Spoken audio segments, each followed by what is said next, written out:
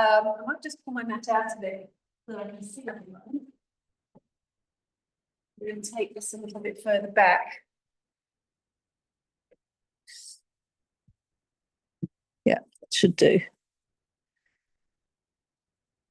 Great. All right. So, who hasn't done the invocation and the past? Is there anyone that's not aware? No. Okay. So, a blanket, so you're sitting up, a 3-fold blanket, or whatever you need to sit up in the morning, and if you're stiff, your spine stiff. And we're going to do the invocation to potentially with Gita. So you've probably heard this before. I always do this at retreats. So Gita Iyengar was Ayu's daughter a few years ago in her 70s, and this is her doing the chant. So just put your hands onto your thighs, go up into the spine. Roll the shoulders back, and allow the side just to come slightly forward, so it's forwards of the arms, not backwards of the arms. And draw the bottom tip of the shoulder blades forwards towards the front of the chest. So the palms come into Namaste.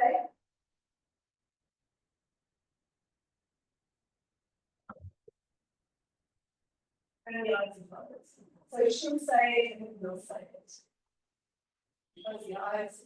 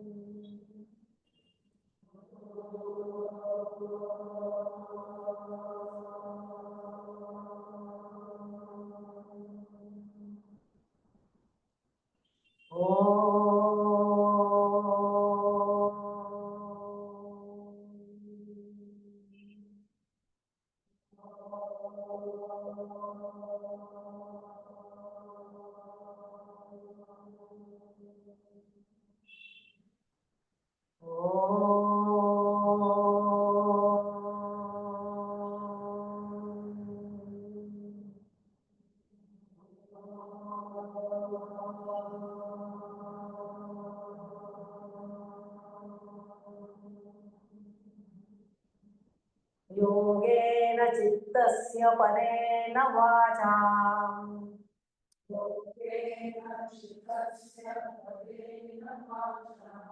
मनं शरीरस्य च वैद्यकेन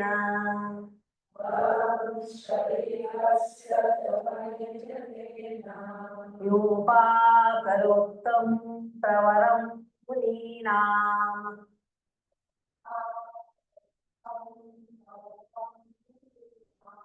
पतञ्जलिं प्राञ्जलिनानतोऽस्मि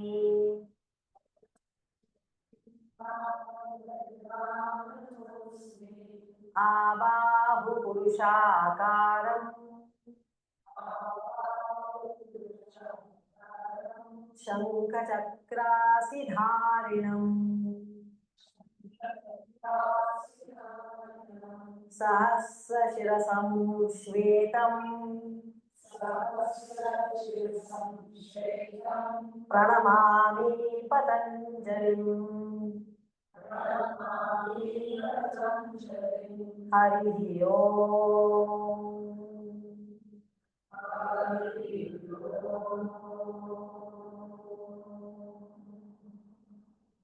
Bow down to Lord Patanjali. Release your arms down. And slowly raise your head upward and open the eyes. All right. You're going to lie back into ustrasana. And you want to be enough distance from the wall. Can be extended and the fingertips are on the wall. So if you're not quite sure, I'll show you. So if I can show you maybe on Christine's mat, take the support that you need. So obviously for some of you, first thing in the morning, you're going to need more support for this pose. So you might take a bolster, you might take a blanket. I would definitely start with a bolster in the morning. You can also use 2 bolsters. I'll come and help you if you need more support. But when you come into Supta Virasana, this way,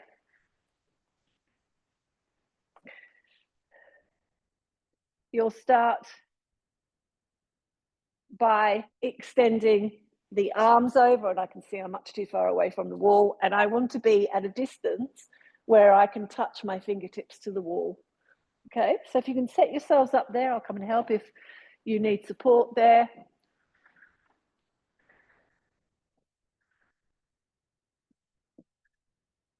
So Supta Virasana, you're kneeling. We're coming into some back bends today, so you want to be able to set yourselves up in that way.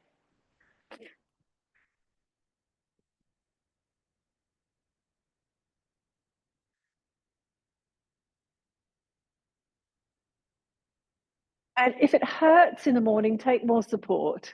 You know, if the quads are tight, take more support. Keep the knees together. It's really good to use a belt around the knees. And then if you need to go higher, that's okay.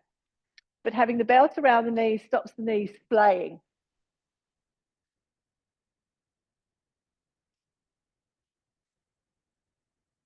Yeah.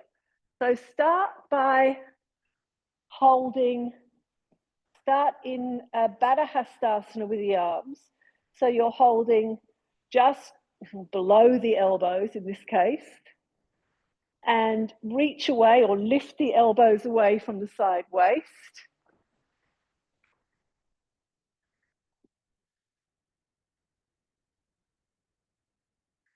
And release the back waist towards your support. Notice how at the beginning, the back waist grips up because perhaps your quads are tight.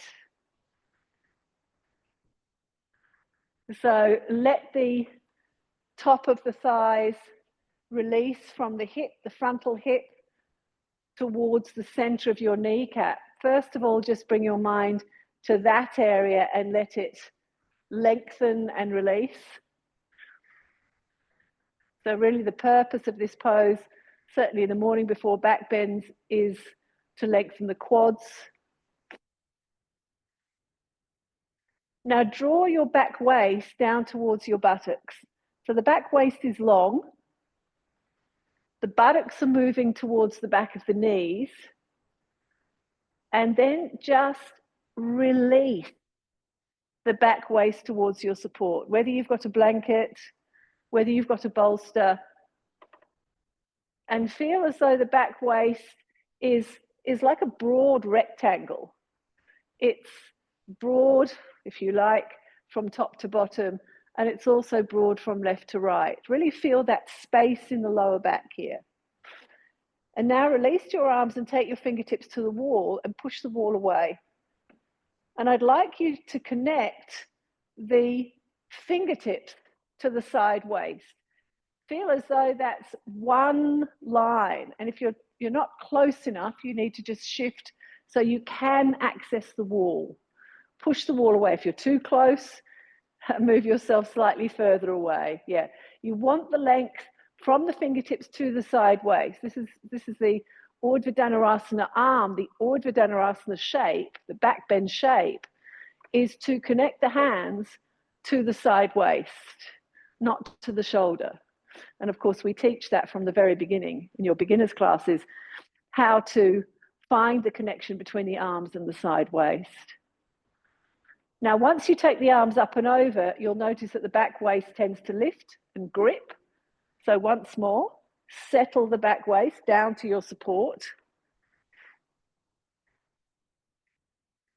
Soften the face, soften the eyes.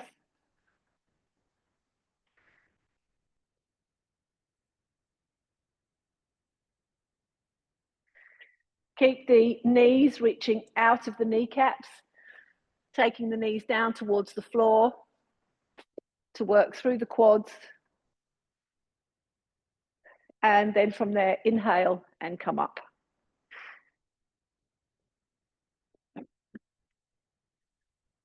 And come up, take your belts off. Come onto your knees, go forwards into forward virasana.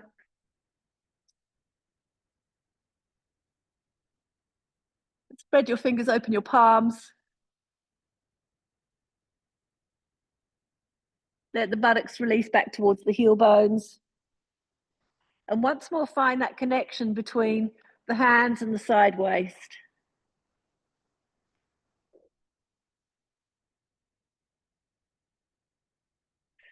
Draw the arms, especially the upper arm bones, towards your spine. So you're taking the upper arm bones into the shoulder sockets.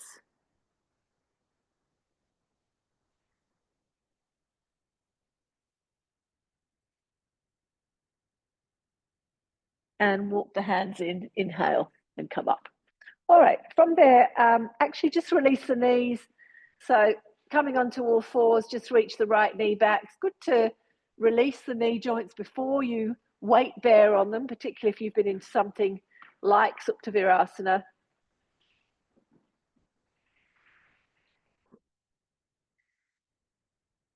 And then when you're ready, tuck your toes under and come up to standing.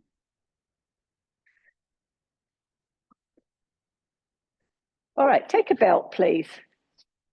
And measure your belt across the line of your inner shoulder, so fairly narrow. Yep.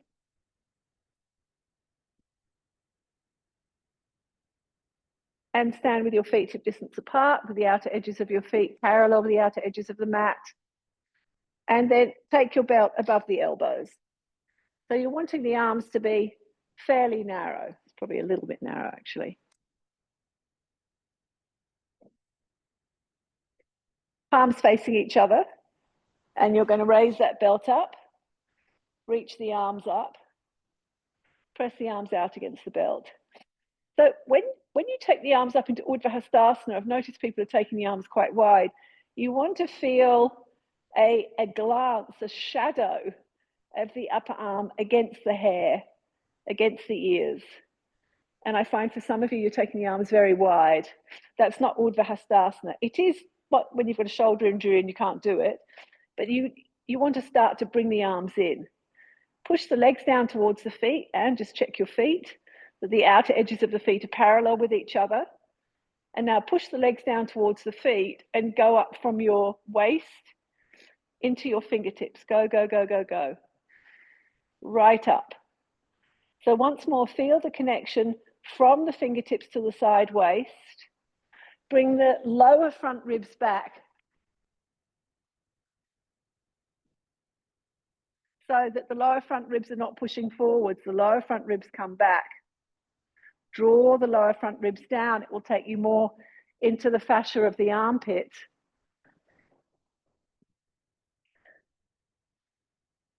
Yeah. Something's happening. I would say that could be a little narrower for you. You know, you've got that flexibility. You want to be able to press out against the belt. You are pressing out against the belt to bring the triceps in, yes. So the belt is there not to hold the arms in, but really to feel that you're pressing out against the belt. Yep. And I'd like you to feel that same action in handstand as well.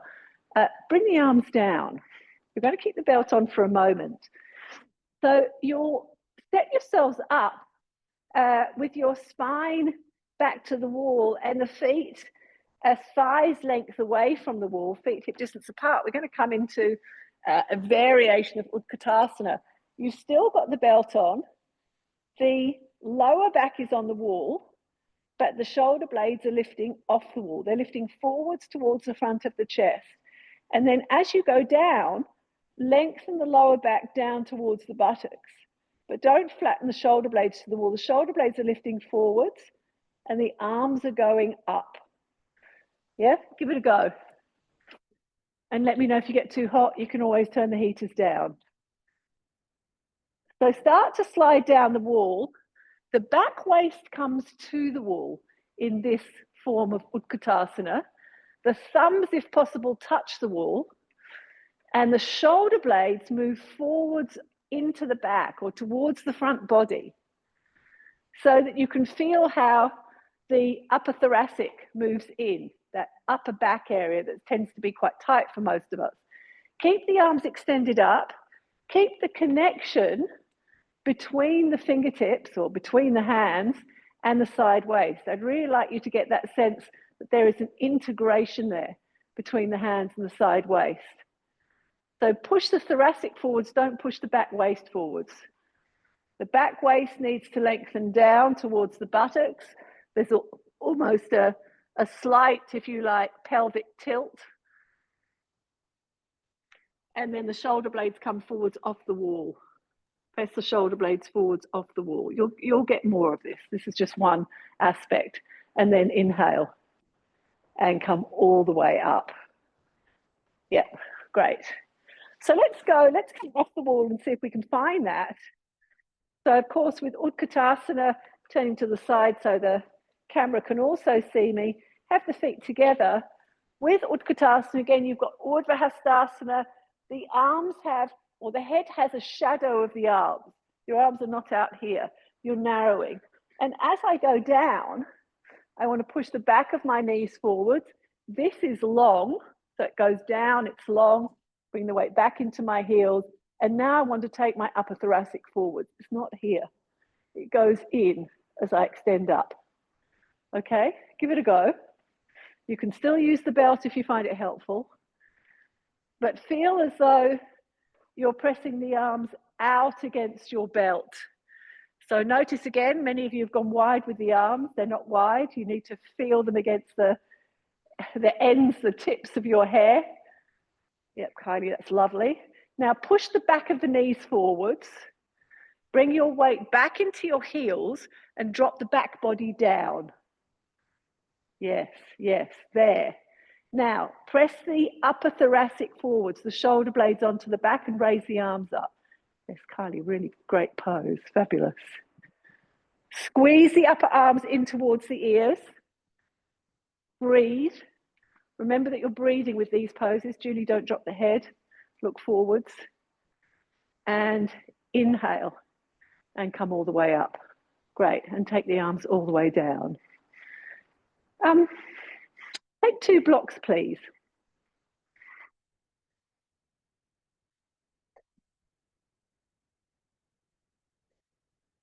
And I'm really sorry if I end up having my back to you. I'm just trying to have my side to the camera. Have your feet hip distance apart with the outer edges of your feet parallel with the outer edges of your mat towards Ardha Uttanasana. So you're going to come forwards. The hands are on the line of the blocks. The arms are vertical. The legs are vertical. Keep the belly slightly lifted towards the spine. And lengthen forwards from the navel to the breastbone. From the breastbone to the collarbones, lengthen forwards. Open up through the backs of the legs. Turn the outer knee back and hold that. And now turn the inner knee back. So the back of the legs are broad. Go up with the arms and look forwards. Breathe in and out through the nose, not through the mouth. Again, keep the backs of the legs broad. You know, you're going to go into back bends. You're going to be contracting the hamstrings and the calf muscles. Here, you want to start by lengthening, so there's space there. But Iyengar talks not just about vertical space, he talks about horizontal space. So if you imagine a line down the center of the back of your leg, spread to the inner leg and spread to the outer leg. And then from there, bring the hands onto the hips, inhale and come up. All right, beautiful. Take the narrow edge of your blocks to the wall, please. And just make sure that your blocks are exactly the same. I mean, if they're different colors, it doesn't matter. They're still the same. Even though it's a bit confusing, you've got a purple one. So have the blocks flat. Sorry, that wasn't clear at all, was it, early in the morning? So if I can show you on Kylie's mat again, you know, I would use one mat for this, it's downward dog, and then you're going to handstand. So I would use one mat for this, so it's not quite so bouncy. You're going to take the heels of your hands on the edge of the blocks. Grace, I think it'll be okay if you have the hands flat with the wrists. Let's see how we go. But otherwise, you're going to lift the palms off the blocks to bring that thoracic area in. That's where you want to go. You want to take it into the body and press your thighs back. Of course, at the beginning, you'll keep your heels up so that you can start to work the hamstrings. But what I'm most interested in is you get that upper back, that thoracic area, that shoulder blade area into the body by using your hands in that way. Yep.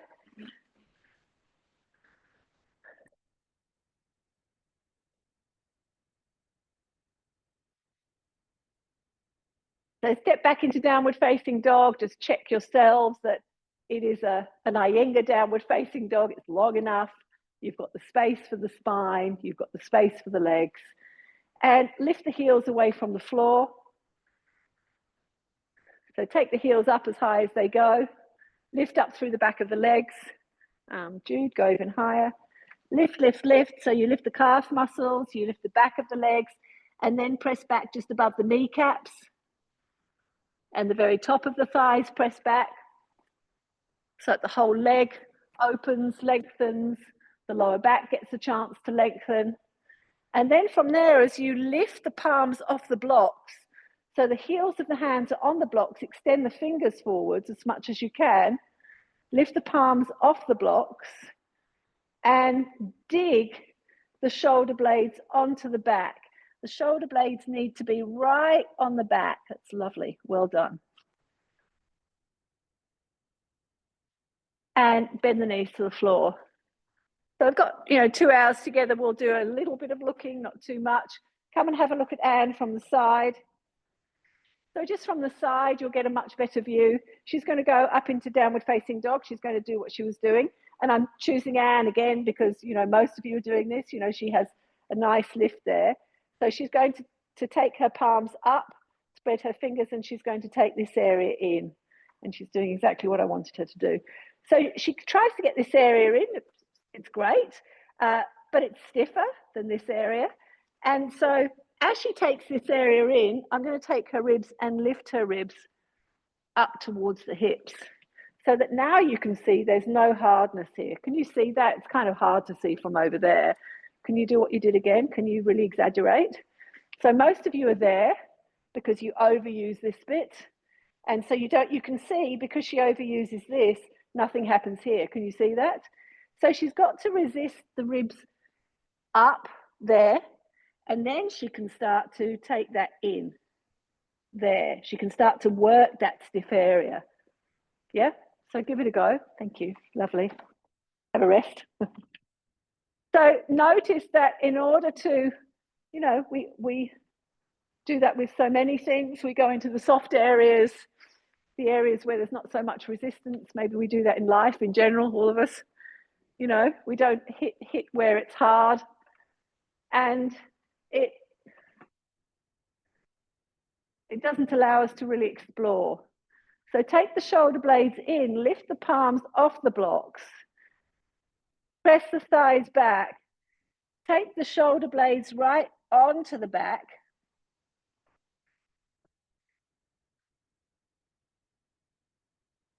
Take the shoulder blades in, go, go, go, go, go. That's it, that's it, that's it. And as you do that, now lift the lower front ribs up. Ah, beautiful, Tammy, yes. Then you start to open the armpit. Then you start to understand which shoulder doesn't move quite so well. Thighs back. And bend the knees to the floor. Just release. Just come into forward virasana.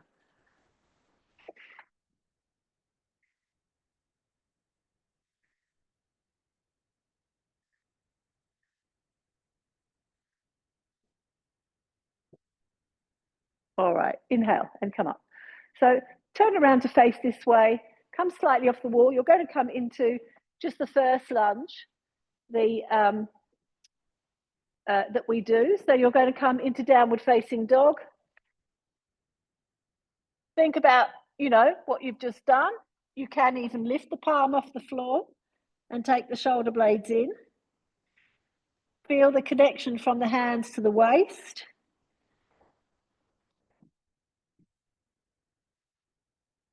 And then reach the lower front ribs up towards the pubic bone. Come into downward facing dog, everyone. You'll be able to see.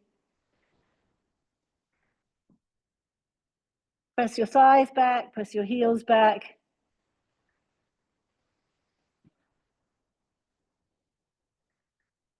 From there, look forwards, let's step forwards to Uttanasana.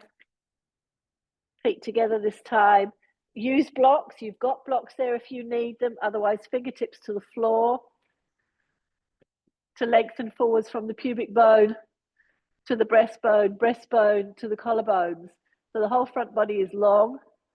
And once more, dig the shoulder blades down.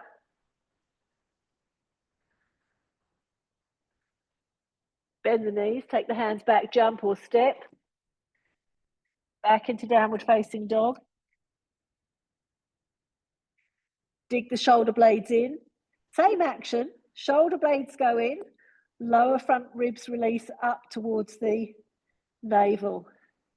So you're going to look forwards, bend the knees and step the right foot forwards between your hands. Bring your left knee down. Take your blocks. So your blocks come back towards the line of the hips. You may need high blocks. You may need flat blocks. You may need something in the middle. Just experiment, but the blocks are back towards the line of the hips. Roll the shoulders back.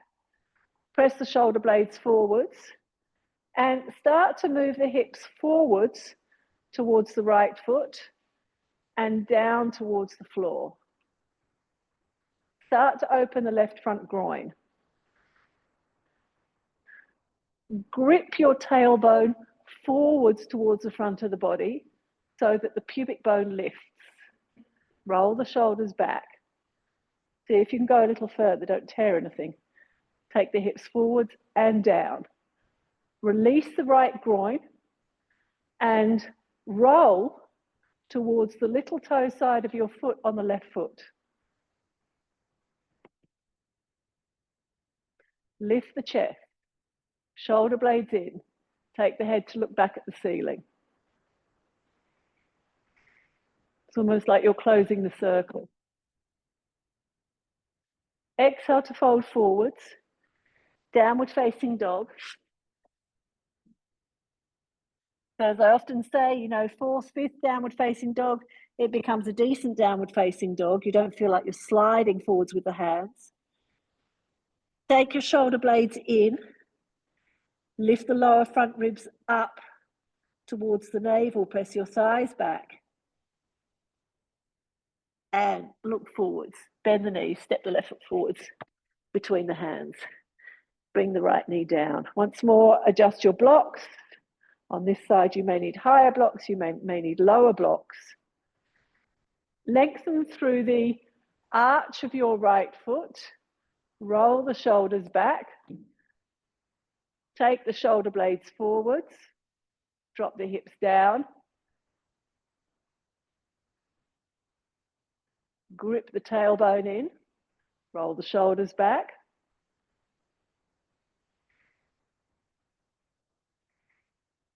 Now feel with your front foot, it's not moving anywhere, it's not going anywhere, but feel as though you're pulling the heel back towards your back foot. And you'll notice it will help you go down a bit more. Release, downward facing dog.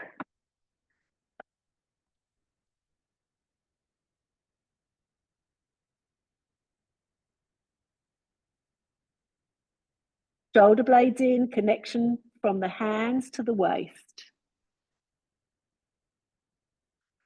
From there, you're going to bend the knees, look forwards, and step the right foot forwards to Parsvanottanasana. Right foot comes forwards, line it up with the left foot, that the right heel's in line with the left instep.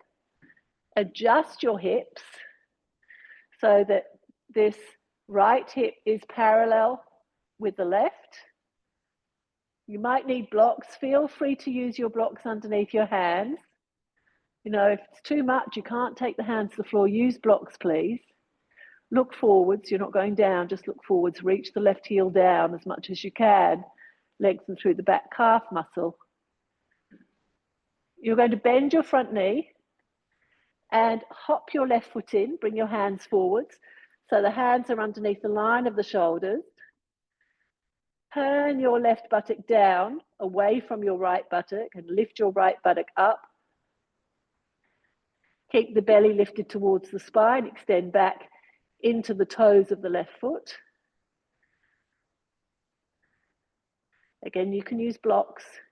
Now you're going to walk your hands back. You can take your blocks with you to Ekapada Hastasana, and you're going to take the left leg up.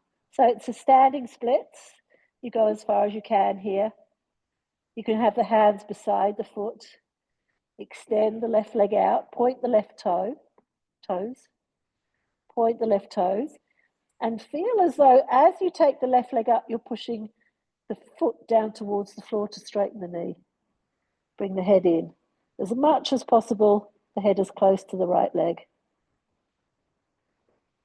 Reach the left leg back, come back into Parsvottanasana. Adjust the hips, turn the left buttock down away from the right. Draw the right leg into the hip socket. It's very much a tightrope pose. Bend the front knee, take the hands to the floor and step back to downward facing dog.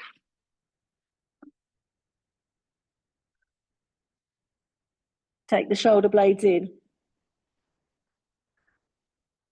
Connect hands to waist. Go to the other side, bending the knees. Step the left foot forwards. So Parsvottanasana is a shorter pose. It's a leg length pose. You're welcome to use blocks in the morning. The toes of the right foot turn in. Even if the heel comes slightly off, allow that to happen today. Turn the left buttock up towards the ceiling, right buttock down towards the floor. Keep the back knee straight, and now reach the heel back so that you start to get some length through the calf muscle.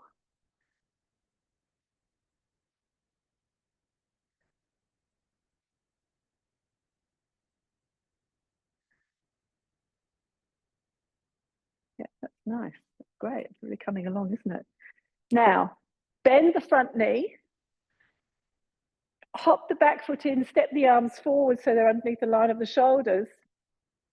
And raise the top leg, the back leg up. Remember here that your arms are handstand arms. So push the arms down towards the floor. You can be on the fingertips, but push the arms down towards the floor and do urdvha hastasana with your arms. And now as you push down through the left leg, raise the right leg up. Point the toes. Go up as far as you can. If you can, you walk the hands back towards the left foot and take the head down, the torso down. That's it. Push the left leg down towards the floor. Reach the right leg back. Parsvottanasana. Bring it to the floor. Straighten your front knee. Elongate the left thigh bone towards the hip socket.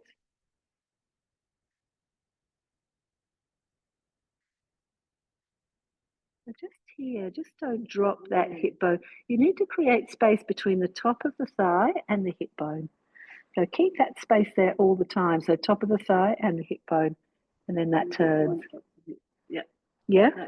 That's better. That's better. But if you always think about almost, you can practice it with a little blanket there, a little rolled towel there to get that sense, yeah? Downward facing dog.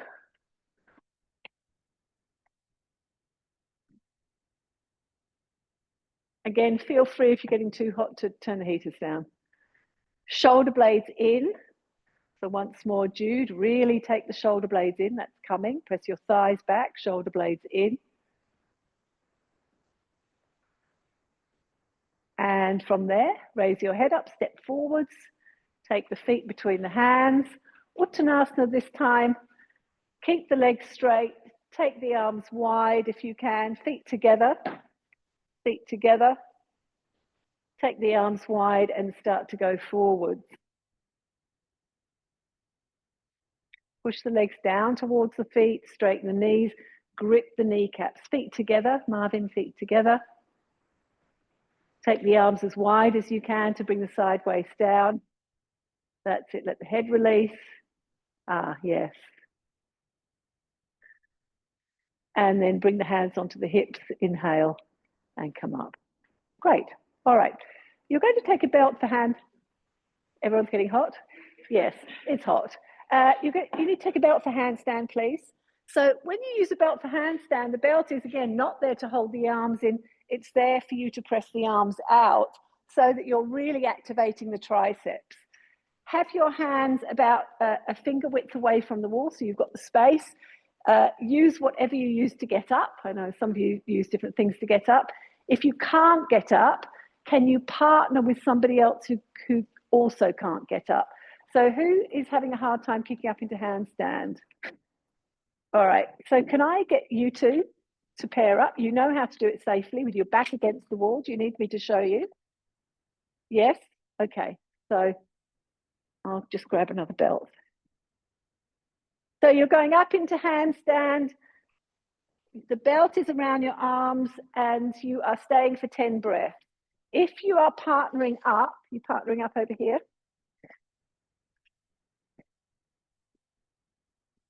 I've got my back against the wall, my back's safe, yeah.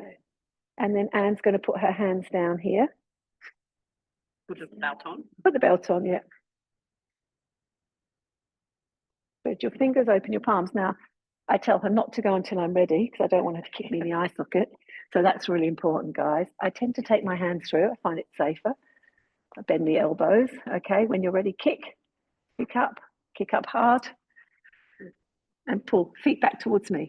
Feet and buttocks back. But, yeah, no, that's fine. You're there now. So she's got to take her pelvis back. She's got to take her legs back.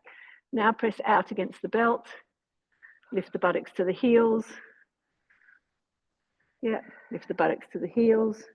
And here, I'm not holding her legs. She can step down whenever she wants, you know, and then she goes, yes. So, you know, it's good not to hold legs. All right? Yeah. So back to, I'd swap over so she has a rest, but make sure that your back is on the wall.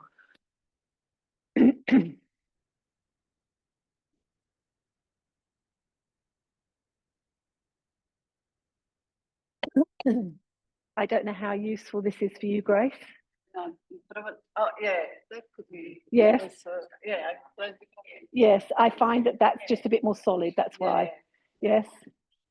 So it just lives over there with the wooden stuff. Yeah. Push the arms down towards the hands. Go up if you need help from me.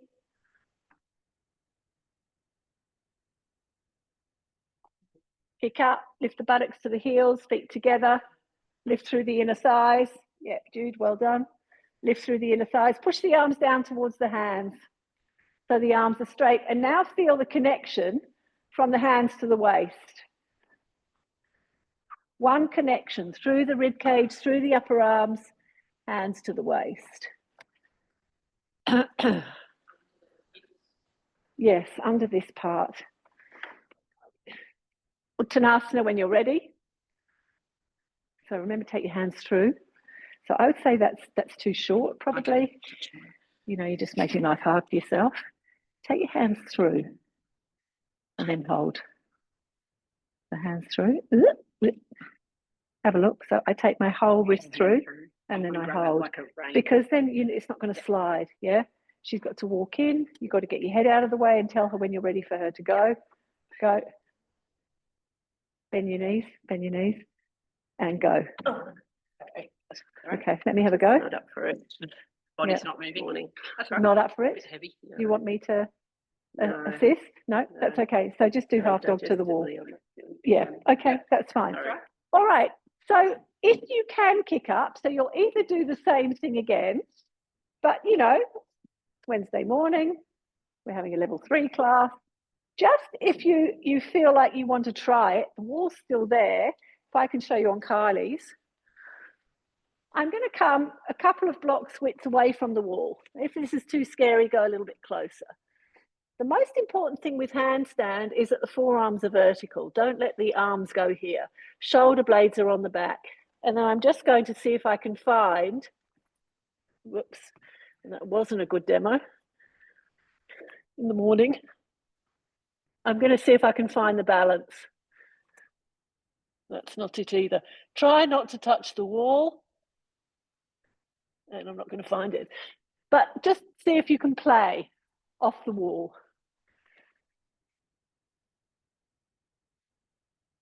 Now, if you are still using blanket bolsters and so on to go up, just stay with that. That's enough. So most important, make sure the forearms are vertical. As you go up, the shoulder blades are on the back. And see if you can come into the balance. Find the connection, hands to waist to feet. Feet together. Yeah. Remember, the wall is still there. Not that the wall has disappeared altogether. If you don't want to do this, you're welcome just to use the wall as you usually do.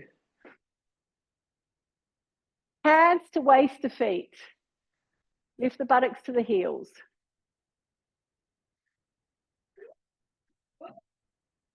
Yeah. Yeah. Great. Just even if you find a moment of balance. Lift the buttocks to the heels. Don't search for the wall. Take that top leg up. Yes, there. Buttocks to heels. Push the arms down to the hands. Root the hands. Buttocks to heels. Yeah, that's it, Christine. Lift the buttocks to the heels. Take the top leg slightly further back. Yeah, come down. All right. Okay. You'll be totally exhausted by the time we get to back bend. So just come into forward. Come into forward virasana. Forward virasana. Uttanasana. So it's good to experiment. It's good to sort of get yourselves off the wall.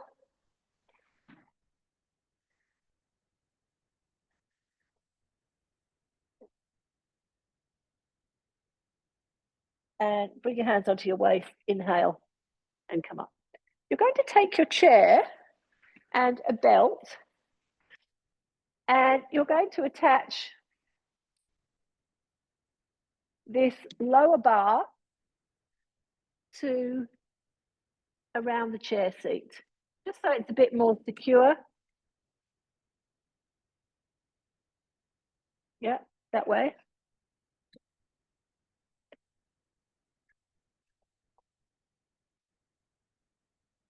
So just attach it so that the seat doesn't flip up as you do this.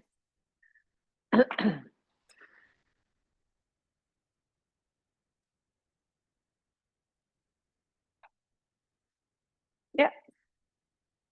And then when you're ready, have a look this way. I'll show you on this chair, and then I'd actually like to show you on Marvin, something that I've been sort of mentioning to him in this pose. So you're going to, and again, you can just do preparations if you're not up for it today, but the arms go through. I'm holding onto the back bar, and I'm going to walk in. This is for forearm balance. So I'm going to walk in to this point and feel that the top of my breastbone is on the chair, and the bottom of my breastbone, obviously my back body, is also on the chair. So I want to start there. So the breastbone is vertical. Okay, give that a go. So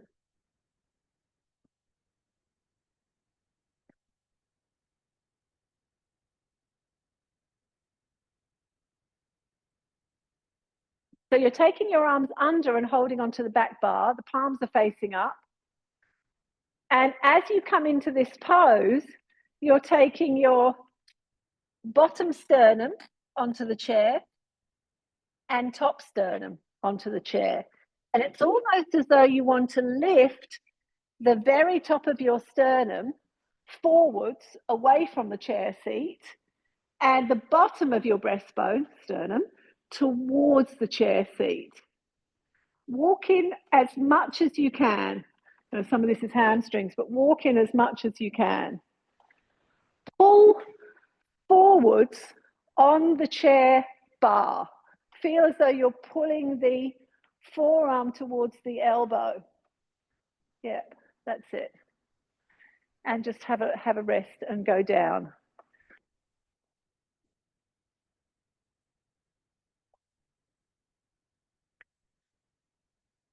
and perhaps come and have a look this way while you're having a little rest. So Mervin's going to take his hands onto that bar again. And this time, he's going to kick up. So he's going to walk in, and this time he's going to kick up. I'm here if you need me, but I think you're fine. So when he comes into the pose, kick up again. So to the wall, or yeah. So when he comes into this pose, so for him in this pose, I've been saying, bring this forwards. So he can start to work that way. He can start to bring this top sternum forwards towards the center of the room, but take this bottom sternum back towards the chair. And then let's see if he can bring the legs off and balance. Yeah, which he probably can, lift the buttocks to the heels. So he still wants to keep this bottom sternum moving back to the chair and the top sternum moving forwards towards the center of the room. Let's see if he's quite straight. And there he's quite straight. Possibly his head is touching the floor, I don't know. No, or just off, okay? So I'd like you to find this verticality in this pose. It's very different through the shoulders when you're not doing a back bend. Yep. So just have a sense of that moment. I thought this pose would be good for you. Forward when you bring that sternum in. It feels like I do that. No. The sternum is isolated. The shoulders are rolling back. Give it a go. Kick up if you don't want to kick up. If you need help kicking up. My shoulders start hitting from the last class. Can I be gentle with this, or should I not worry about this? I think work through it. I think It's not going to get worse and worse and worse. I hope not. I hope not. I find that things come up with yoga, especially as you get more advanced. Things come up. You can either stay with it and not move through it, and it will always be like that, or you can be willing to move through it. Yeah, I would say move through it. Okay. Yeah. And then you come to another place with your body. Yes, Annie, that's looking great. So the top sternum, the bit of your sternum that is towards the chin, needs to move forwards off the chair, and the bottom sternum, bottom breastbone goes back towards the chair, and then lift the buttocks.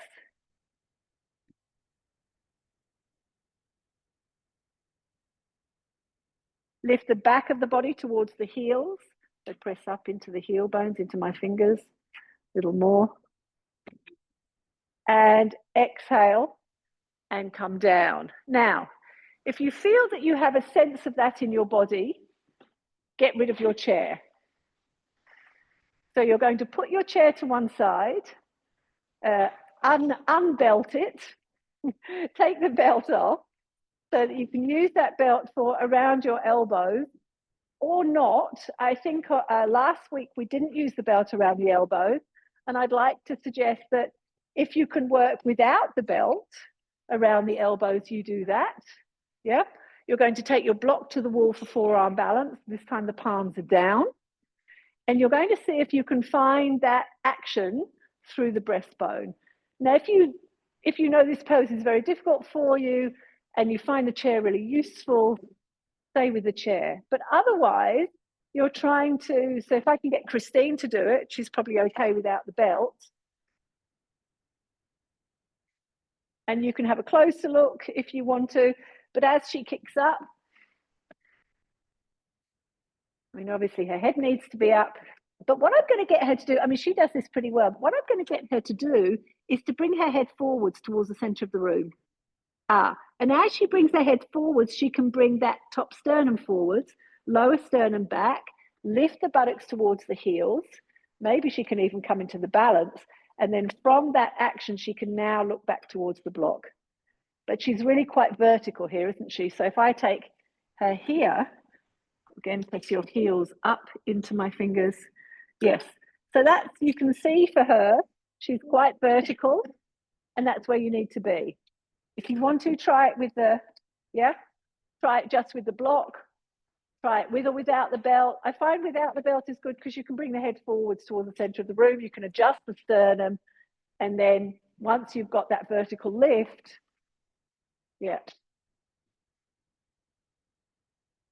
So this is something to work with for some of you.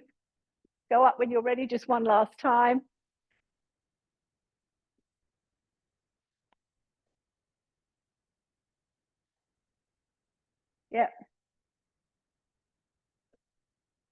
So, and top sternum foot, and I would work with the chair.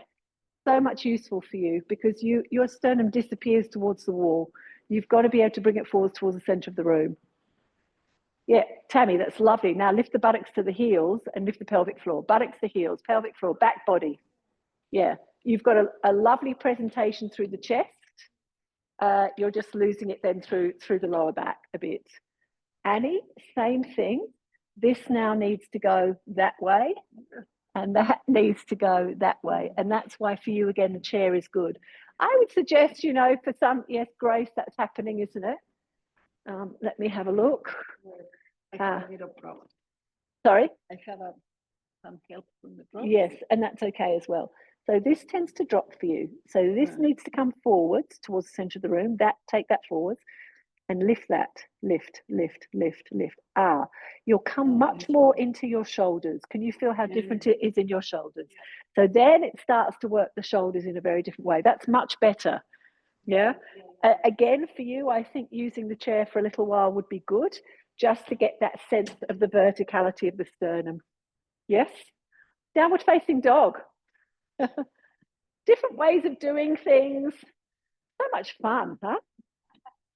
So much fun. Never a moment to get bored. If you're a restless person like me, Iyengar yoga definitely keeps you engaged.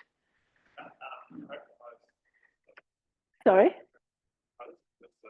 The preparation pose, this pose you mean. It feels really good, doesn't it? I think it's great to stick with this for a couple of weeks and then try and find it, because then that it sort of opens the shoulders in a really different way. Yeah, great. All right, downward facing dog. All right, and step forwards, inhale and come up. So we are going to do a couple of standing poses. Let me look at the time. I don't want to do too many because I want to get to some back bends. Let's go, just move the blocks out the way. Let's do Trikonasana, back foot to the wall. So left foot to the wall, sorry, wasn't very clear. Left foot to the wall, right foot stepping out. Right heel in line with the center of your back foot. Extend the arms out to the sides. Lift the chest and reach out over the right leg to come down to Trikonasana. Rotate your spine. Use your rotators. Use the small muscles of the spine. Don't just use the leverage of the arms. Turn the spine with the rotators. Turn the spine with the obliques. Press the right buttock forwards. Reach the top arm towards the ceiling. And inhale and come up. And step the left foot forwards and take the right foot back, Trikonasana.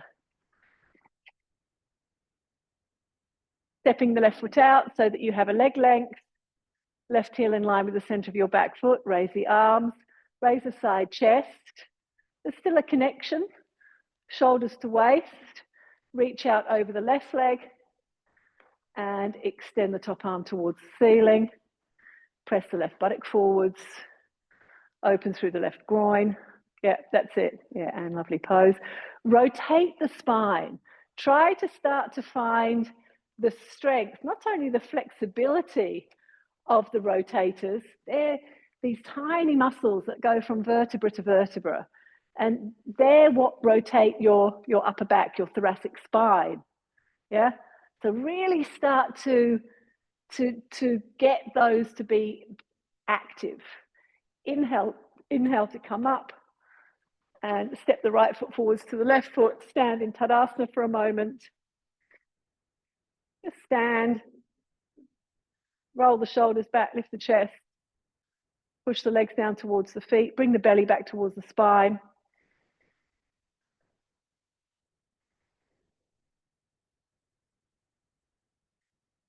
Let's go into Warrior One. So you'll use your block for Warrior One. If I can show you maybe on Hannah's mat. I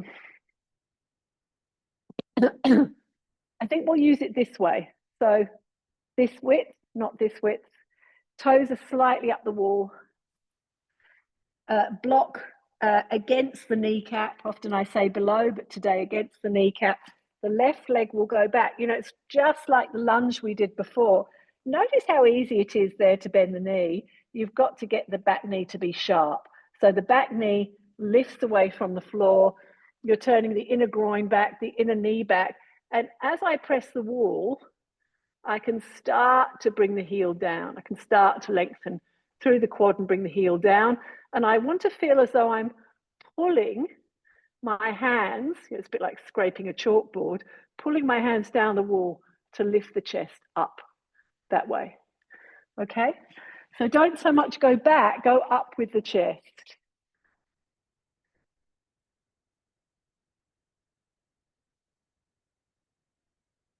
I'm going to do this a couple of different ways. Warrior one. Remember with warrior one, the back foot turns in about 70 degrees. To a certain extent, it requires long calves. I remember when I first started Iyengar yoga, the instruction was to take the just the outer heel down, and then it, you know, got more challenging to take the center of the heel down. So lengthen from the back of the left knee right into the heel. See if you can get that calf muscle to be very long. As you push the wall away, you'll find that the heel tends to come down.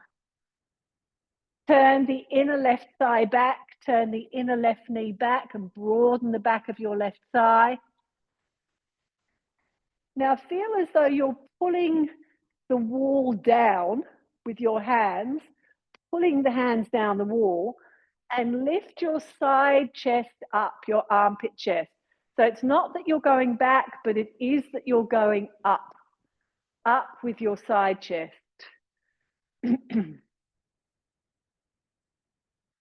Yes, up through there. That's it.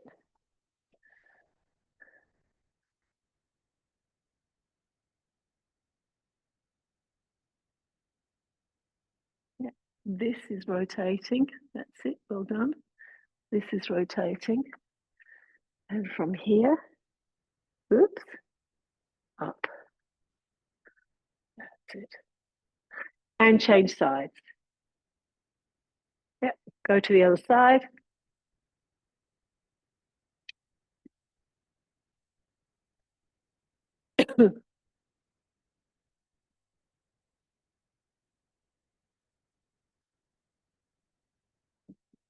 Hands on the wall.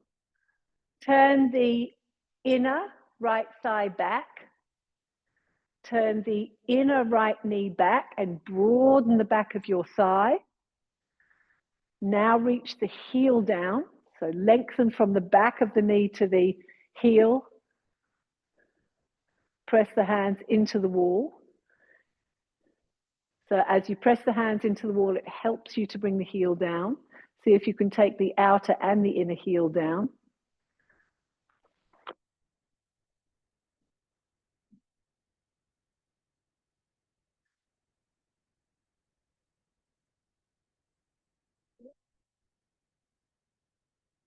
There, pull that back. And then feel as though you're pulling your hands down the wall to lift the chest. And this needs to lift. And then exhale, come up and release. So you're going to go to the other side. And this time you're going to bring your thumbs, if I can show you on Tammy's mat. So what tends to happen, thank you. What tends to happen in this pose, what tends to happen in back bends, is the tailbone sits back. Yeah, this all sits back. And if this sits back, you're only going to feel it here in back bends. So this time I'd like you to take your thumb onto the tailbone.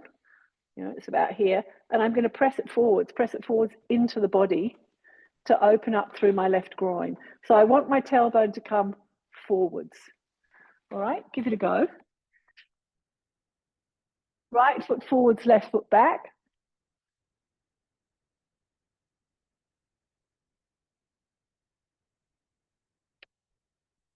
Finally, if you can, turn the heel out more on the back foot. That's it.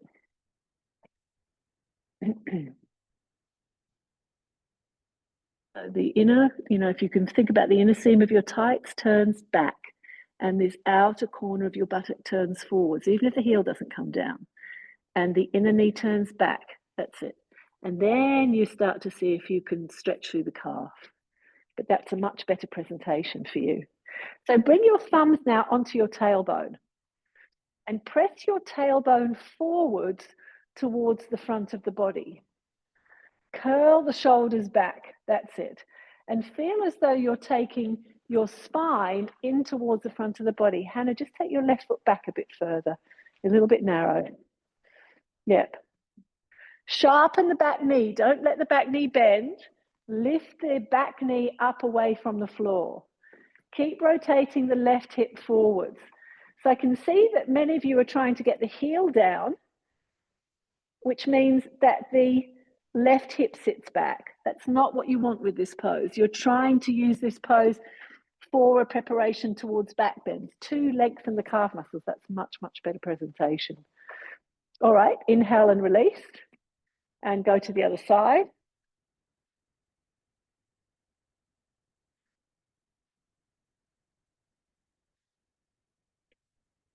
Yep, take the right leg right back. So you need distance, it's a wide pose.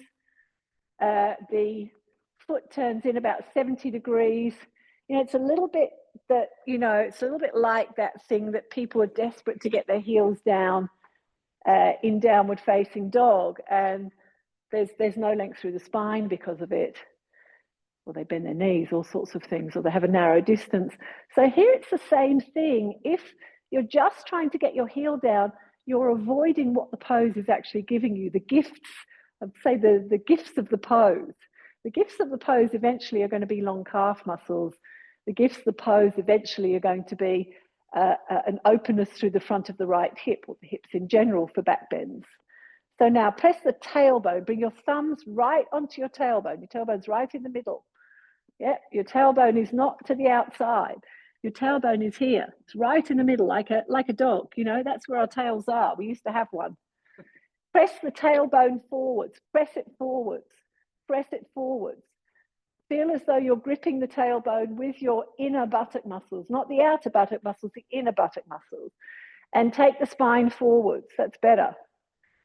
And inhale and come up and release. Fabulous. Let's already actually take a chair. So you're going to take a chair. Sorry, I'm just kind of going through my mind, but yes, let's do it on a chair first, because I think this will show a lot. So you do need a soft mat to place on the seat of your chair. Have a look. You need a soft mat. If I fold my mat into two, I feel like that's going to be too narrow. So I'm going to fold my mat into three, as I would for headstand.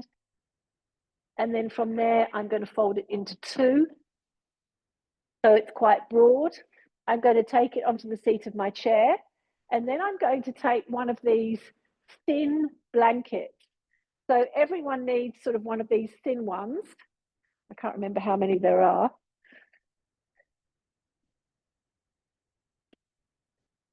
Ooh. So grab a thin blanket if you haven't got one. Even these old ones are good. These little grey ones. Oof. Hang on, that's all going to go. I knew it. That's okay. We'll clear it up afterwards. Yes. Anyone need a thin blanket? Anyone else? Yep. What do you want us to do? All right. Who hasn't got a thin blanket? All right. We will just manage, I think. We need a few more, hey?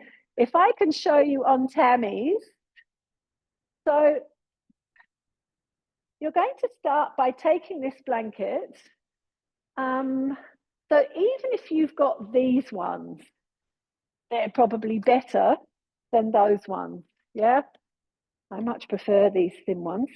So from here, you're going to fold this really tightly along the long edge.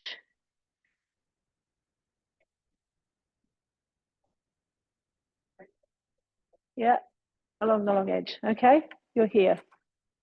And then if you have a look, I'm going to step through. I'm going to take that on my chair. Move everything out the way. So what I want to do is I want to step into my chair. I'm not sitting on the blanket. The blanket is going sort of against the top of my pelvis. I'm going to sit underneath my lower back. I'm going to be too far away, I can see. And then I'm going to lay over the chair so that the edge of the chair is about in the level of my mid-shoulder blade. So it's not at the top. I want to be able to curl over, but it's about mid-shoulder blade, and feet are to the wall. And from there, I'd like to feel that the muscles along my spine are gripping that blanket. That's what I'm trying to find here, that the muscles along my spine are gripping into that blanket so that I'm becoming rounded through the front body this way, not just this way, but this way. So I'm going to grip and grip and grip with my spinal muscles as I come over. If you need head support, feel free to take head support. If you find it's very hard on your neck and you need something underneath your head, take a bolster, take a block, yeah? But you want this narrow, tight and narrow blanket. It's opened a bit, this tight and narrow blanket to teach you how to take the spine deeply in towards the front of the body in back bends.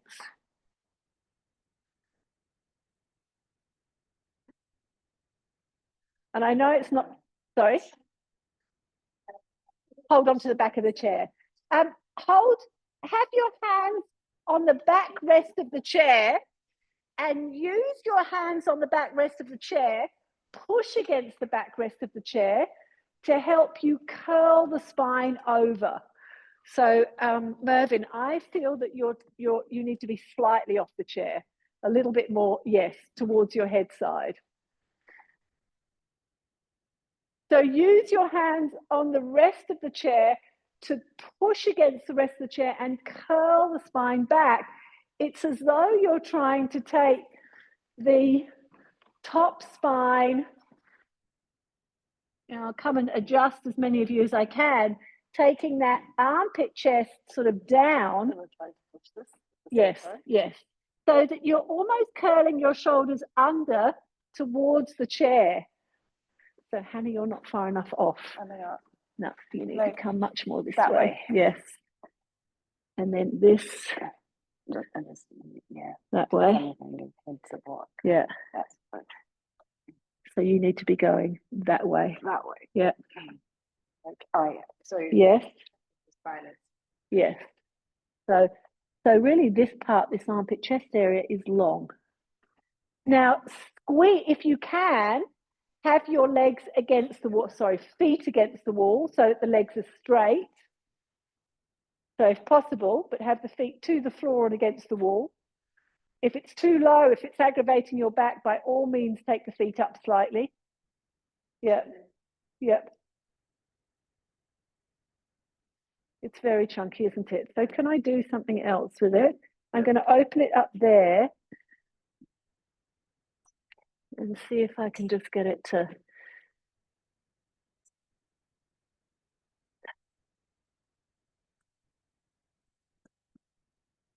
I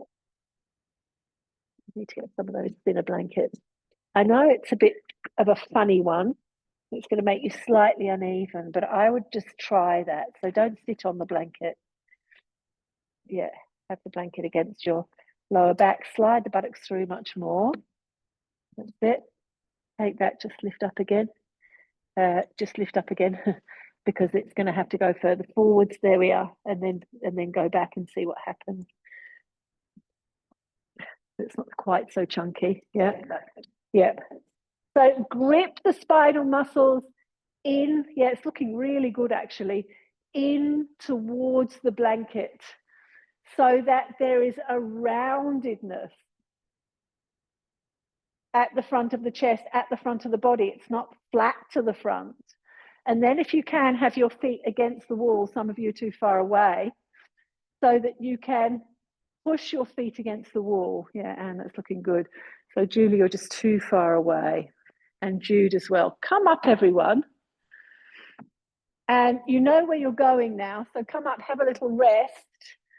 And then I'd like you to adjust your chair so that you can take your heels to the wall and to the floor. So in that corner, that bottom corner, you can actually take your heels there. Now, if this aggravates your lower back, by all means, use 2 blocks. Marvin here's got 2 blocks so that you can take the feet a little higher, yeah?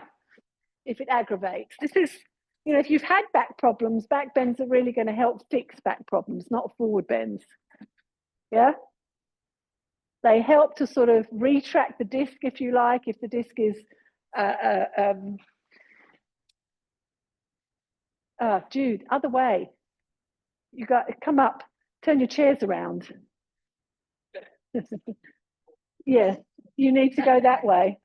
I knew something was going funny. And I know this is very bulky. So look, I've just given this to Kylie and I just wonder about, it's a little long. It's not perfect. When we don't have exactly the right props. And I know it gives you a slight lift here, but it gives you much more ability to grip. Yes, yeah. So work the buttocks through and then it comes, yes, that's much better, isn't it? And then feet to the wall. You can always push your chair off away from the wall if your chair is not on the mat. Sometimes that works much better not to have the chair on the mat so you can slide. And now grip. Grip the spine. Grip the spine towards the blanket. Grip the spine towards the blankets. So feel the spinal muscles, and probably at the beginning it feels like you're not doing anything, but feel how the spinal muscles need to grip towards the blanket so that the spine moves in deeply towards the front of the body. And then release, inhale and come up. Bend the knees, place the feet to the floor and come up to sitting. Yeah, okay. So step out of your chairs and have a look this way. So I'll show you on my mat. I don't need the wall, but good if you guys use the wall. I'm going to open my blanket up. Yeah. And you can, you know, I mean, these thick blankets are very difficult, but, you know, if you do this at home, you can use a towel. But I want to make a cone shape. So I'm going to roll this blanket around the corner. Yep. So that I have a cone shape here. And that cone shape is going to go underneath my tailbone, and it's going to teach me how to bring my tailbone in. So first of all, I'm stepping in to my chair. Remember, you're against the wall, your feet are against the wall. I'm going to lift up so this comes underneath my tailbone, just really sticks into my tailbone and I can feel it. Whoops. Yeah. So that as I come over, and here, I'm gripping my tailbone up and I'm gripping my inner buttock muscles into the blanket. So I want my tailbone to go up and the buttock muscles, the inner buttock muscles, not these big outer muscles, inner buttock muscles are going to grip in towards that cone shape and I can start to come over. For you guys, you've got your feet this way up the wall. Okay, give it a go. Whose was this blanket? Yep, I can give you that. So it's a very small cone because your tailbone's a very small thing. Yeah. So curl it tightly along a corner, around a corner. So yeah. And again, it's a bit tricky with these, but it does work. I would just do part of it. That's what I was doing with the other guys, with those thick ones. Just do part of it. I will get some more of these white blankets. They're quite good for things like this. Yes, yes. It's like making a cone shape, you know, like an ice cream cone. You want there to be a sharp point. So that's not going to, is that going to work? Because you want a sharp point. So if you open it out, maybe even more, so that you get this this sharp. And then that's the little bit that goes underneath the tailbone, yes? So put it underneath your tailbone. You know, this is new stuff for most of you. It came originally from who is now a disgraced teacher, American teacher called Manuso Manos, who was, by all accounts, an absolutely incredible teacher, but had a terrible reputation with women, unfortunately. So he's actually been thrown out of the Iyengar Association, and he'd bring it from the other side. It was taught to me by Peter Scott. It's made a real difference for me in the way I do my back bends. So grip the inner buttock muscles against that cone. Feel, they're really hard muscles to feel, but if you can learn to take the tailbone forwards and grip those muscles, you'll find it comes out of the lower back. And I mean, I've probably talked to you about this before, but you know, I had a very serious back injury in 2000 and had a disc removed between at my lower lumbar, so I have no disc there. And so for me, to have that extra space through the front of my hips makes all the difference in doing the more advanced back bends. So if you've had disc issues, you know, this can be really useful. Keep reaching your heels towards the wall. Grip that blanket with your inner buttock muscles.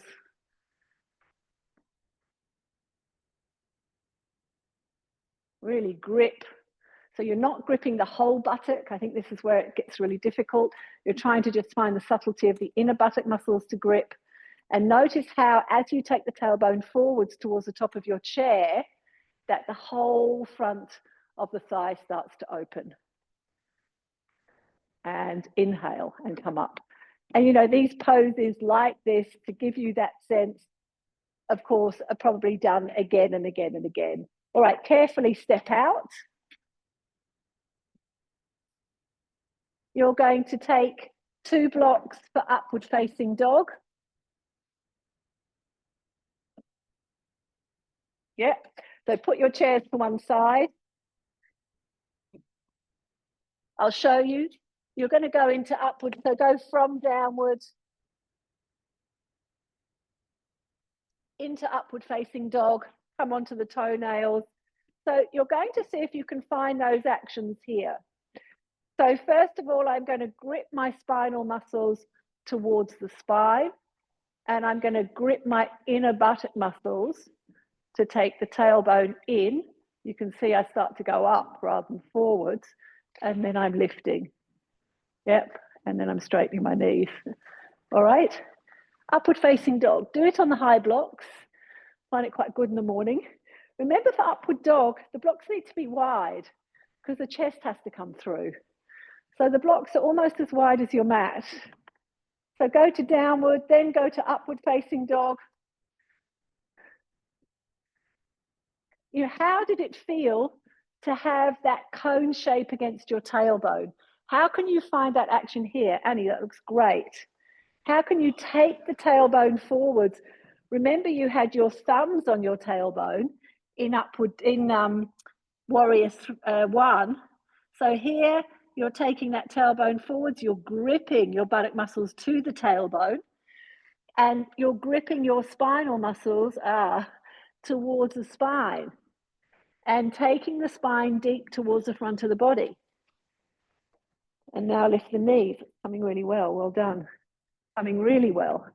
Going to downward facing dog, have a little rest.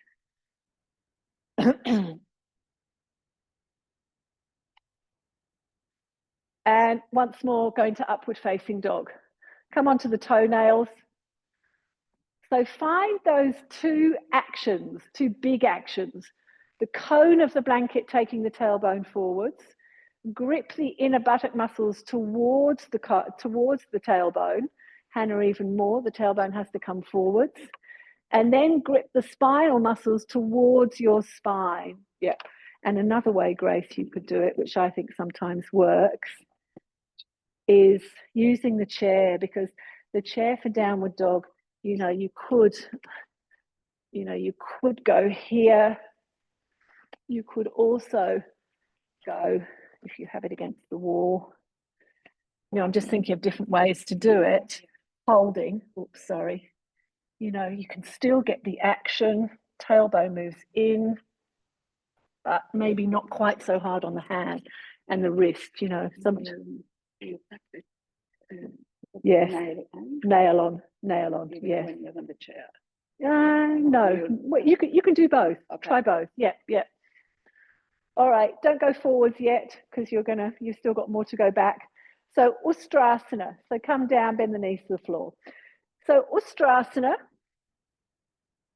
you're coming into kneeling with your knees hip distance apart. For some of you, you might need blocks or blocks, okay? But the most important thing, or one very important thing for ustrasana, is to have your shin bones down. So don't have something up underneath the feet, okay? All right, come up into high kneel. Organize your blocks if you need blocks. Maybe you don't. Maybe you can grab your heels. Maybe you can, your blocks need to be back in line with your heels. Yeah. So let's have a look at Jude do this. So she's going to come into high kneel. We'll take these back. I don't even know if she needs them, but we'll take them back anyway, just in case she does. So she's remembering everything that we've just done because she's got a great memory. And she's going to start to grip her tailbone forwards. Ah, yes. So tailbone moves in. She's going to grip the small muscles around that tailbone to take it in. She's also going to grip her muscles towards her spine. Yes, she's doing that beautifully. And she's starting to come back. And she can come back. So from here, this is starting to go back, but it's not bad. So from this position, she's gripping her tailbone forwards, gripping the muscles around the tailbone to take it forwards. Well done. So she's pressing her thighs forwards, her buttock crease forwards, and she's really gripping the muscles towards her spine. And now she's going to lengthen from the base of her spine to the base of her skull.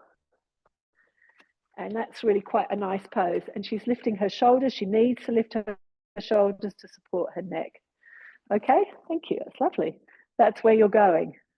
All right, ustrasana when you're ready.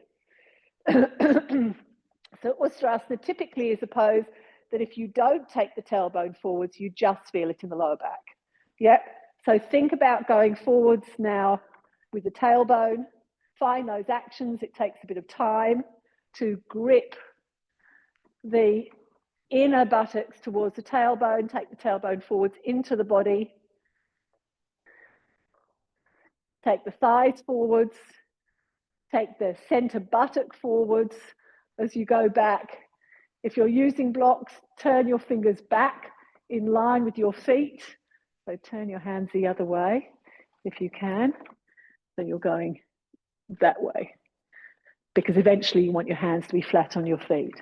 So grip the tailbone forwards, grip the buttocks around the tailbone to take the tailbone forwards. That's better. Can you feel? And then it's not so much in the lower back. And then lift out of your back waist. Lift out of the back waist. Lengthen through your lower back and grip the muscles of your spine towards the spine. Yeah, that's great. Really great. Well done. Well done. Inhale and come up. Sit back on the buttocks and release. So I'm going to see if I can get someone to show this. I'm probably going to get Mervyn to do it. So come and have a look at him from the side, please. You okay to do it again? Okay. He has done a lot of, I know he's quite new to my classes, but he did a lot of yoga in Newcastle. So don't feel despondent when you see him doing this stuff. Did a lot of Iyengar yoga before. All right, so he's going to come up. I'd say knees could be in a little bit. So bring the knees a little closer, that's better. So he's going to grip the tailbone forwards first. That's the first thing. I know he's got a few back issues, so he really needs to activate the muscles around the tailbone. The tailbone's going to come into the body. Remember where it is. Grip the muscles around the tailbone. He's going to go forwards and take the arms back. And I want to show you this from the side. As he comes down, then he needs to correct. He needs to take that tailbone in, grip the inner buttocks, and he's going to curl the back muscles towards the spine. And that's lovely. This is very high. So we could start to get him to really work this can you take your hands flatter? Don't force it, but if you can, on your feet. So hands correspond to the feet. So he starts to go down more. So as he starts to go down more, I want him to lengthen from the base of the spine to the base of the skull, so that this area is parallel to the floor. It's interesting how this actually goes down. That's already better. So rather than this poking up, if you see Iyengar doing this, this is sort of about the same height as this. So that's what he's starting to find. From the base of the spine right to the base of the neck, he's going to lengthen back and lift his shoulders towards his ears. That's better. That's better. Let's have a look at the side. That's really, you know, a nice pose now. Does it feel different? And then come up. Press the hips forwards to come up. So there's a little bit happening there in the throat, which I'd like to adjust. But, you know, he's starting to get that, the torso, if you look at ustrasana, maybe I'll send you a picture after the class. If you look at Iyengar's torso, it's not up, it's more parallel to the floor. All right?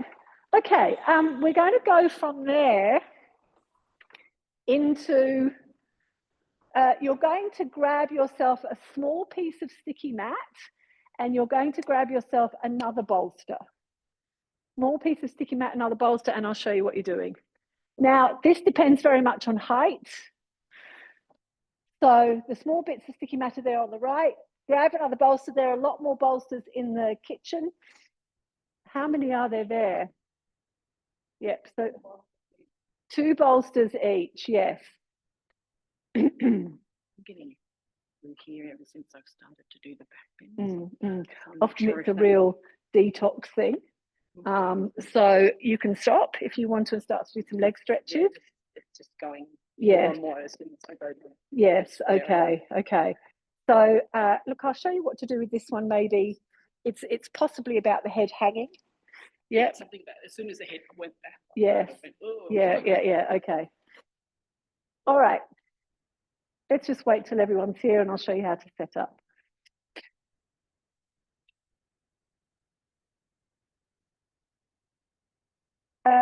Probably good to be on your mat for this one.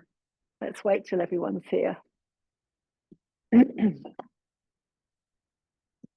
All right, so your piece of mat is on your chair seat. Thanks, Tammy. And these are pretty big, these bolsters. So we'll see how we go. So let's get Julie to sit into her chair this way. So no, you're going to sit from here, but you're going to turn around, face me. Yes, okay. And she's going to slide forwards, and I'm going to put this bolster in.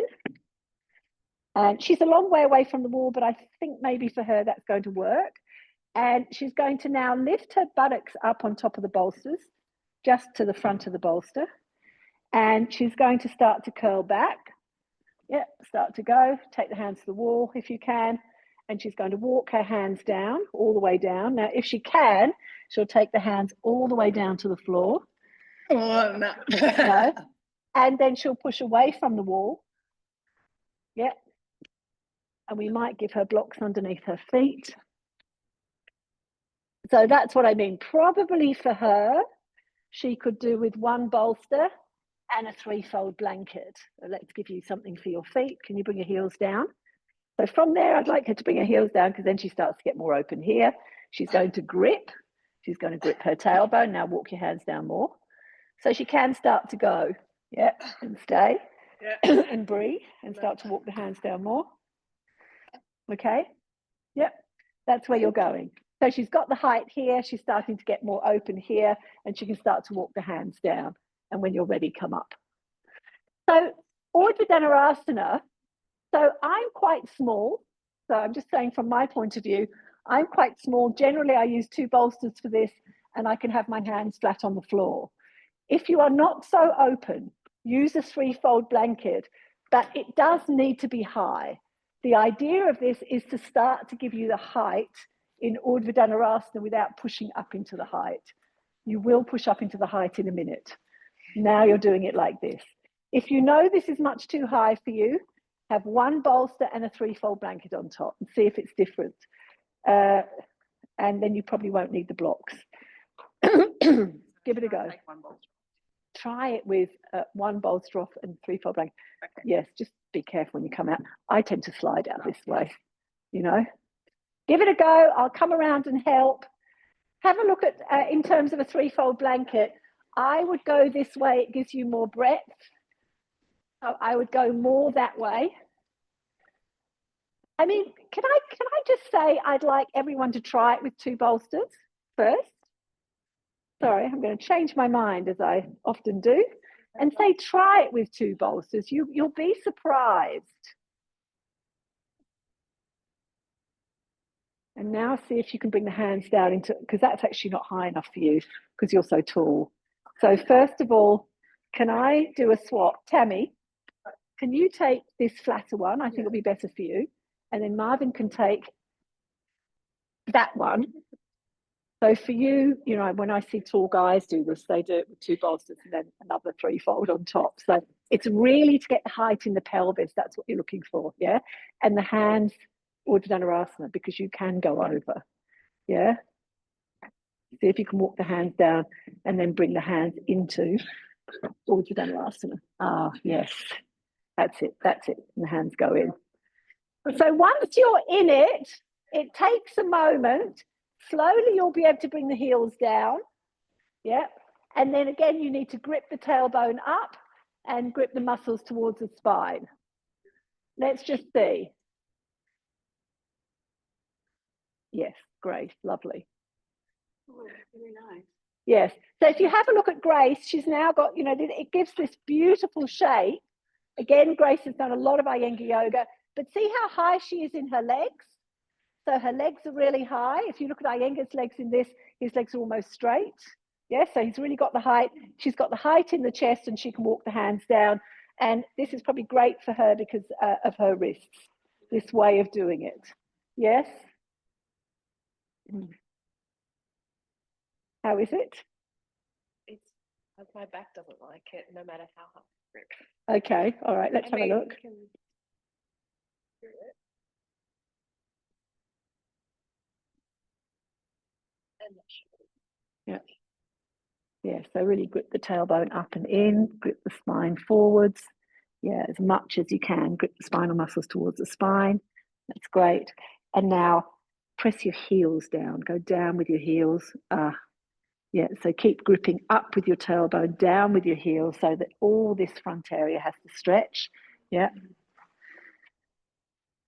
There, that action. So grip the tailbone up and now walk the hands down more. I feel like that's the limit of my back. Yeah. So again, tailbone up and lengthen the tailbone towards the back of the knees that way. Create some space and then lengthen from the waist to the shoulders. So more and more space through the lower back. How much do we back bend? Never. These are hard. Annie, it's looking really good. Can you walk the hands down further? Ballast the heels. So Annie as well has that lift. Heels down. And then inhale and come all the way up. All right. Carefully, if you have a look at the way Jude's coming out of that, that's the easiest way to come out. It is. That worked. So slide out that way if you can. So I'm going to give you, well, options. All right, so come all the way out. You're going to move your bolsters and move your chair. How are we going? Wow, really? Okay, no. I thought it was 8 o'clock. Oh my God. Anyway, we've got to do a couple of urdhva danurasanas. So you're going to lie on your back. Take, so I find that having a couple of blocks gives you more lift, but it's much harder on the wrists. So can I ask you to, if you don't have wrist issues, then I would like to suggest that you're here. And Mervin's going to take his head back between the blocks. Now remember, he's gripping his tailbone up and he's gripping the muscles towards the spine. From here, he's bringing his elbows in. Then walk your feet in, lift the buttocks first. So buttocks go up first, grip the tailbone, lift the buttocks, go higher, higher, higher, right onto the tops of your shoulders. Now come onto the crown of your head and hold that. Lift, grip the tailbone up, grip the muscles towards the spine, elbows in and go straight up. And he's going to go up. Elbows, yeah, that's it. That's it. Lift from here, lift the shoulder blades up, grip the muscles towards the spine, push the legs down towards the feet, and this has to go up more. All right, that's where you're going. Now, what I find quite good if you've got wrist issues, you can turn the hands out. But another way, I don't know if you've tried this, and again, will it make a difference? I don't know. I find it's quite good. I hope it's okay if I lie on your mat. Yeah. I haven't been up today, so I don't know how this is going to be. But I'm here. I'm holding on. I'm going up.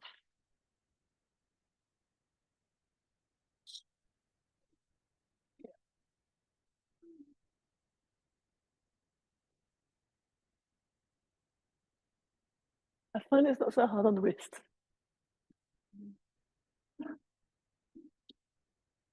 Let's see how it is.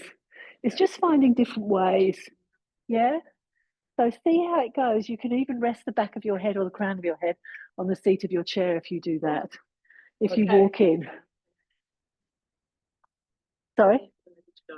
So Uttanasana, Uttanasana, Uttanasana twice, halves on the seat of the chair for Shavasana. All right, everyone, use the belt around the elbows. Use the belt just above the elbows so it holds you.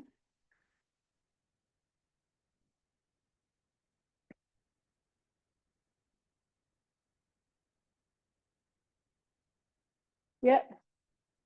So we're just going to do a couple of these. Yes, Grace, how is that? Yeah, nice. Nice on the wrists, isn't it? Because the wrists are extended.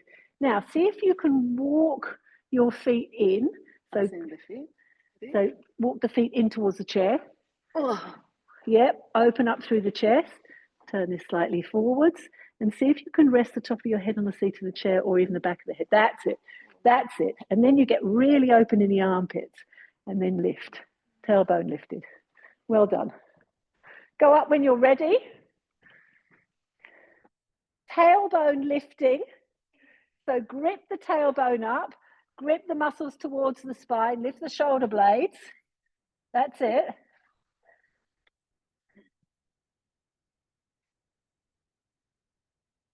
Walk in, come onto the tips of your toes and walk in. Walk your feet towards your hands. Straighten your elbows. Straighten your elbows. The arms need to be straight. You're connecting the hands. Well done, Julie. The hands to the waist. Well done. Grip the tailbone up, particularly if you've got a back issue. Grip the tailbone up. Grip the muscles towards the spine. Well done, Anne. That's amazing. You're all up. That's fantastic. One last one. Can we do one last one?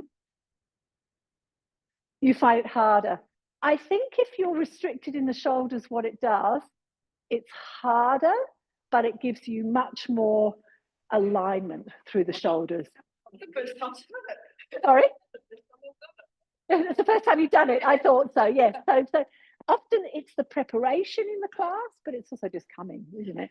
You've got one last one, everyone. So have a look if you want to do it this way. I don't want to push anyone too hard.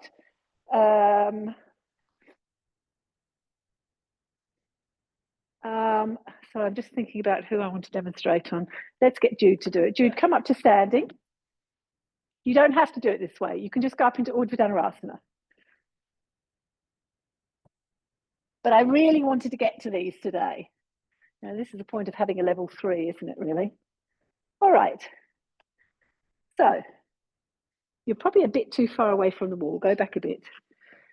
All right. She's going to take her tailbone towards me. She's going to bring her palms to namaste. She's going to lift her chest towards her hands, tailbone towards me, pelvis towards me. Really ground the heel bones. Ground, ground, ground. She's going to curl the shoulders back, tailbone forwards. Yeah, pelvis towards me, balance the heels. And now she's going to reach back to the wall and walk her hands down. Pelvis towards me, hands down onto the blocks, Jude. That's why they're there. Hands onto the blocks. I've missed them. She's missed the blocks. Oh God, what am I going to do with her? Okay, just knock the blocks out of the way. Yeah, okay. Sorry. And she would want to there bring her hands onto the block. Sorry, that wasn't clear from my point of view, and stay in urdhva danurasana. If you want to do that, I can come and help you. Otherwise, one last urdhva danurasana, make it your best, and then we come out of it. Ready, steady, go. Does anyone want to do that with help? No, what's going on? It's a bit of a stretch. All right, go up when you're ready.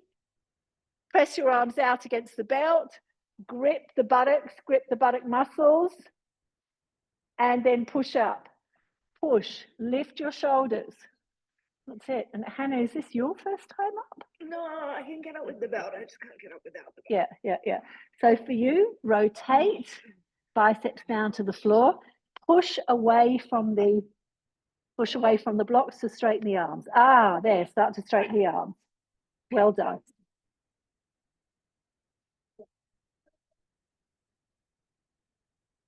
Yes, and Grace, that's a good way. And grip the buttocks up. This is the best way for you, Well, yes. the wrist. For the wrist. And what about using the chair? Oh yeah, the chair was right. The chair worked well. Yeah, And also for you having the height on the chair to get the height without the wrist being an issue. Yes, so just a couple more ways to think about it. All right, let's come out of this. You've all got to go and have your day. We can't do yoga all day, even though we'd like to, wouldn't we?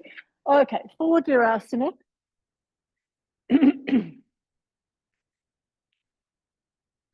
Kylie, have a good day. I know some of you need to go to get back to children work and all those things, all those necessary things. Walk your hands towards the right and turn the left ribs down towards the floor.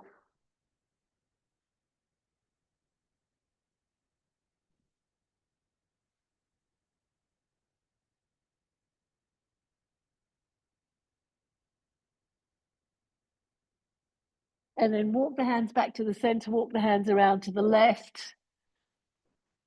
And release the right buttock down, release the right ribs down.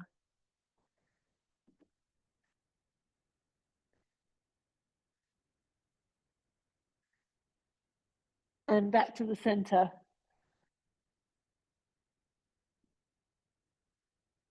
And then tuck the toes under.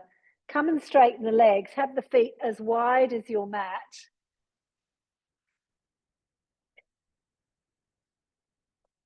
And take the left hand to the outside of the right ankle and draw the left ribs down towards the right leg.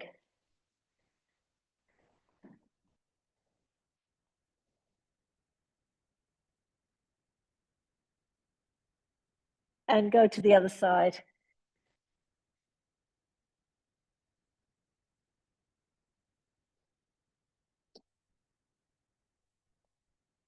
And go to the first side again.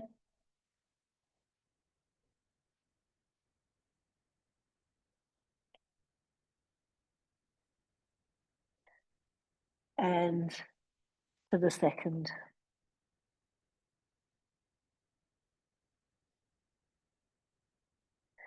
Uttanasana to the center, keep the hands on the floor, release your spine down.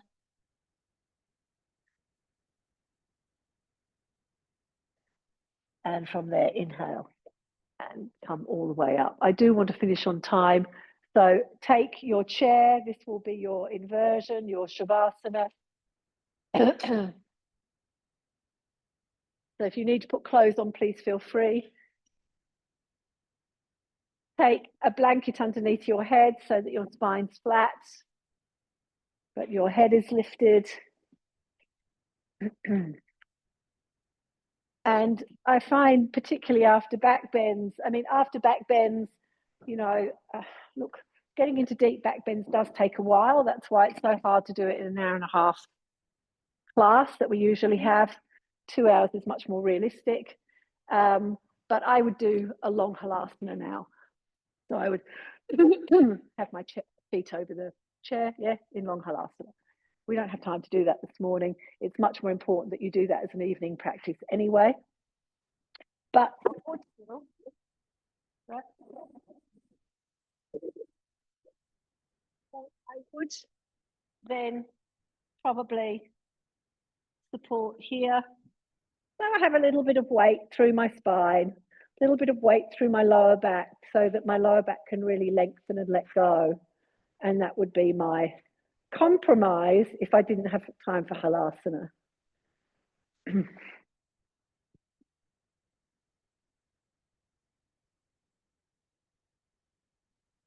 Feet apart, feet wide.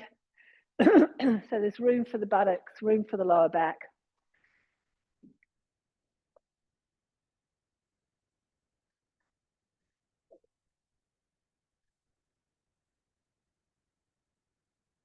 You could lay, if you've still got a belt, you could lay that belt across your eyes. You could lay the other blanket across. If you're cold, I'll just turn the lights off.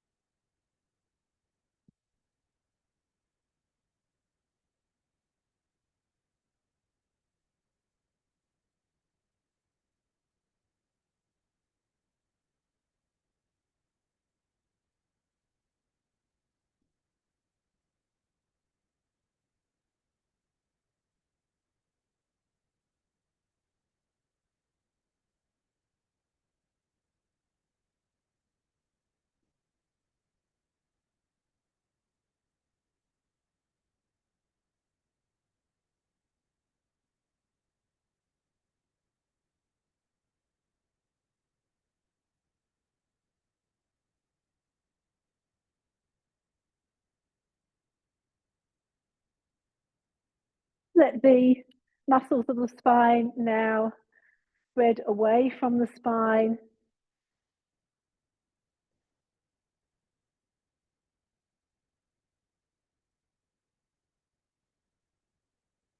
Have the backs of the hands on the floor. Let the skin on the palms of the hands broaden from the center of the palm to the outer edges of the palm.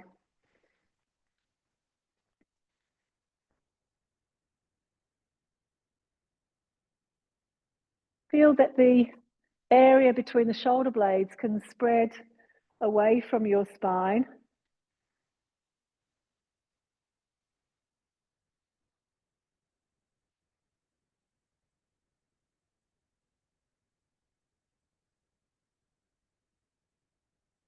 Release the jaws, release the tongue in the mouth.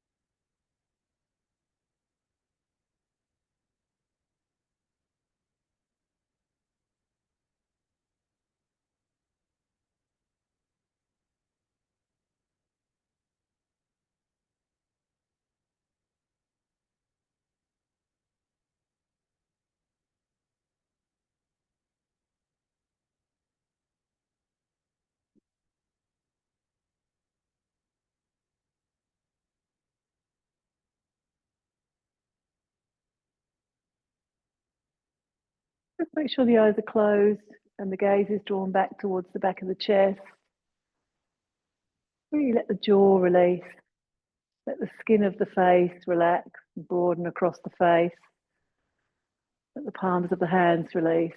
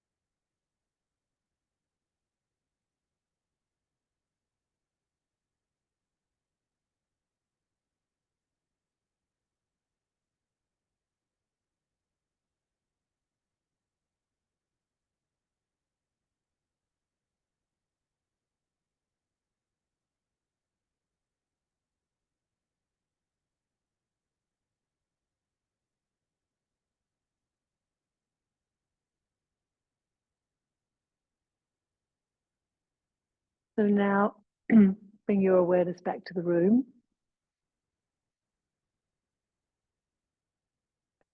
Let the hands drift across the front of the body and rest on the navel band.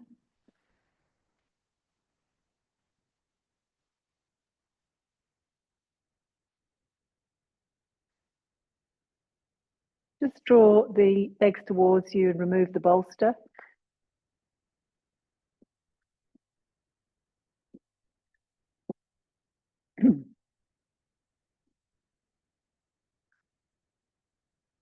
And then roll over onto your right side. Just stay on your right side for a few moments.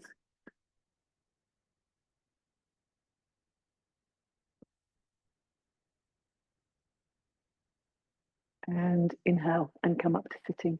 Let's finish together with Yoga Mudra. So bring the palms of the hands together to the center of the forehead and the heart. Bow the head to the heart, to the wisdom and compassion within. And then release your hands down. Thank you, everyone. So just a reminder that normal classes this week are restorative. So they would be a wonderful adjunct to this, because I know some of you don't come if you've come to this one, but consider coming to the Thursday and the Saturday to do restorative and pranayama. And again, so this is the last week of the term. Next week, the week after school holidays, so they're the combined classes. So just keep that in mind. You've probably got my emails. Most of you, I think, get my emails. And also keep in mind the 5-day intensive in January. I think there are 12 people booked in now, so it's half full. I think you booked in. Yeah. So, it's always a busy time. I take a maximum 25. Last year it was